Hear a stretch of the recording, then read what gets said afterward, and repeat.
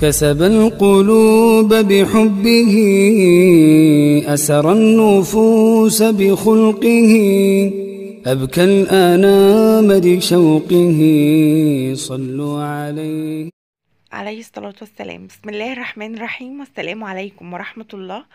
ازيكم يا حبايبي؟ عاملين ايه؟ يا رب تكونوا بخير. النهاردة بقى هجدد معاكم شكل المكتب بتاع ولادي، لان هو زي ما انتم شايفين كده خشب، ومن فوق كده بدأ ان هو يتقشر بقى فيه تقشيرات وكده. ده شكله اهو، انا يعني هوريه لكم كله. هو ده شكله كده. انا يا جماعه ما كنتش عاملاه مع الاوضه، يعني انا شارياه لوحده كده، وهو مش غالي ابدا. فمش يعني مش بنفس الجوده طبعا بتاعه الاوضه نفسها، اللي هي السراير والدولاب والكومودين وكده. هو خشب اهو. كان من المنصرة، وكان سعره مش غالي خالص، بس انا مش عارفة ايه اللي خلاني جبته. بس ايه، يعني هو كويس وساعات بيذاكروا عليه وكده، بس غالبا هما بيذاكروا على الترابيزة. زي ما انتوا شايفين كده هو بدأ يقشر اهو. جبت بقى ستيكر، وقررت ان انا اغير شكله بيه. كنت ماشية كده ولقيت ستيكر شكله عجبني جدا، وكمان هيليق قوي مع الأوضة عندهم، لأن هي أوضة بنات طبعا، فكلها بامبي في أبيض زي ما انتوا شايفين. أنا بقرب الكاميرا عشان تشوفوا هو قد ايه بقى في ديفوهات وكده. ده شكل الستيكر اللي أنا جبته. طبعا شكله هو جميل في الحقيقة، يعني عايزة أقول لكم هو في الحقيقة يعني أجمل بكتير من الصورة. أهو انا بقرب علشان تشوفوه احسن. انا فتحت النور كمان خلاص.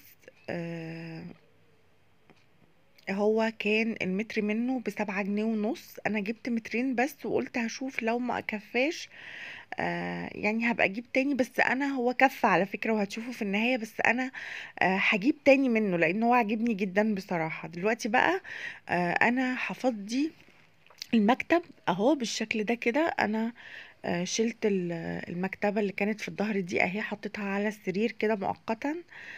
وهبدأ ان انا طبعا انضف المكتب كويس قوي بالبليدج كده، علشان وطبعا لازم تنشفيه كويس قوي قوي قبل ما تحطي اي ستيكر عليه يعني.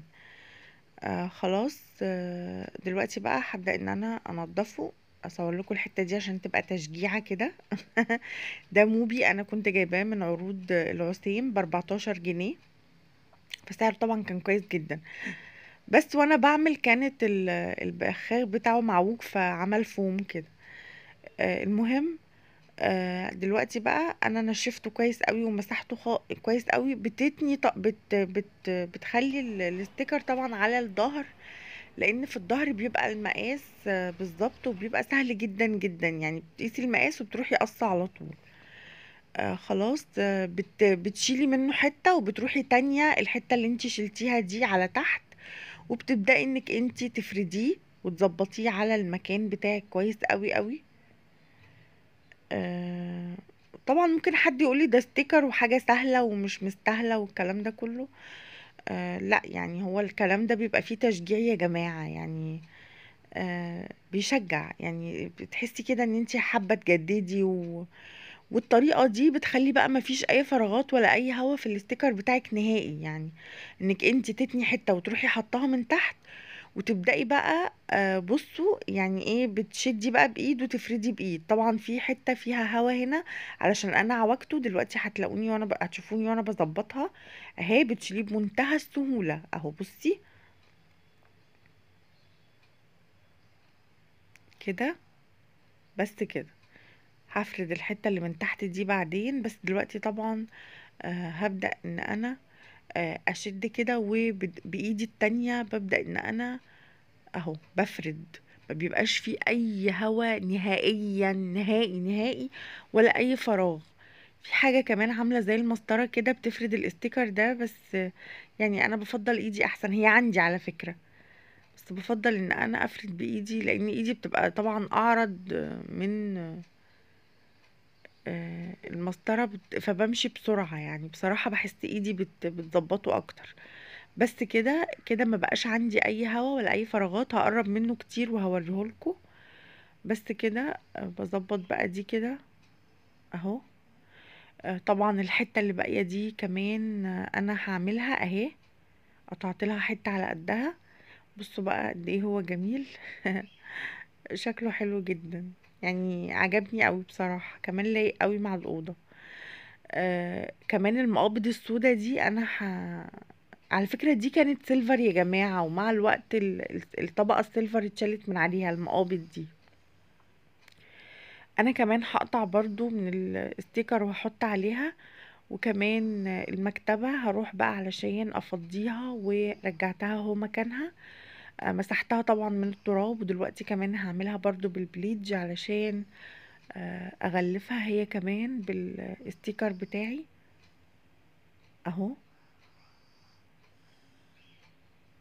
زي ما انتم شايفين كده طبعا بمسحها وبنشفها كويس قوي. وعلى الظهر برضو باخد المقاس بتاع الارفف، وببدأ ان انا اقص والزقه بمنتهى السهولة ومفهوش اي صعوبة خالص يعني.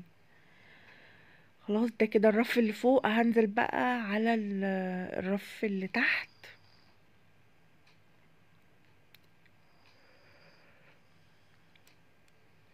نفس الطريقة برضو على الظهر اخدت المقاس، هما الاتنين مقاس واحد يعني الرفين اللي فوق بعض دول. وببدأ ان انا الزقه كده برضو اهو. هو سهل جدا، كمان نوع حلو جدا جدا يعني. بتشيلي وتحطي فيه لو في اي هوا او حاجة بيبقى ماشي معاكي كويس، مفيش اي مشكلة. خلاص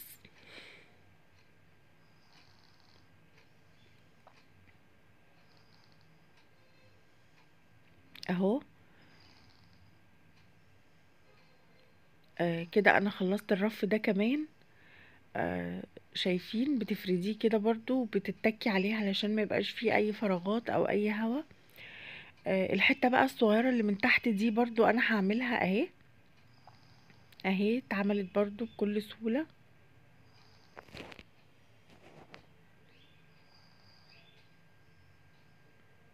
هوريكم بقى شكله كده قبل ما اعمل الحتة اللي في الجنب على اليمين دي. بصوا هو قد ايه بقى جميل. كمان المقابض عملتها، انا حاسة ان هو جميل يعني عاجبني قوي. يعني فرحانة بيه كده وانا بعمله.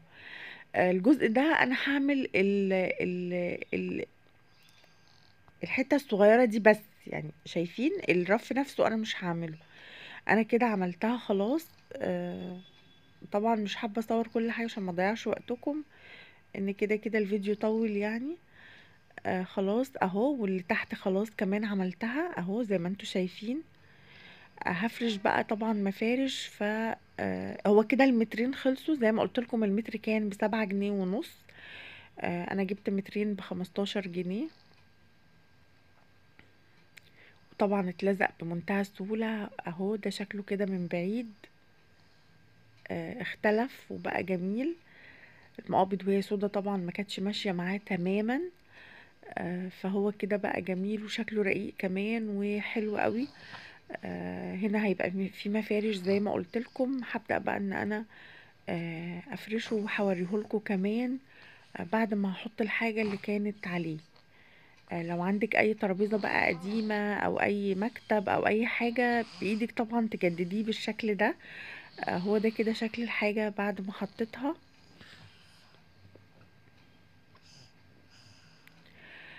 يا ريت بقى اكون شجعتكم. لو عندك حاجة قديمة تقدري تجدديها يا ريت كمان ما تنسيش اللايك والشير، وما تنسيش تعملي سبسكرايب للقناة. لو حد عنده اي سؤال، اعتقد انا قلت المقاس وقلت سعره، و هو بيتباع عند اي حد. انا جايباه من عند راجل كده قاعد في الشارع بيبيع استيكرات وحاجات زي كده. ابني جاب صورة محمد صلاح وحطها. ما تنسوش بقى اللايك والشير. ولو اول مرة تشوفي قناتي اوعي ابدا تنسي تشتركي فيها وتفعلي الجرس علشان يوصلك كل جديد. بحبكم في الله، والسلام عليكم ورحمة الله وبركاته. هروح اروق بقى الأوضة والسراير علشان السراير والأرض اتبهدلوا. يلا سلام عليكم.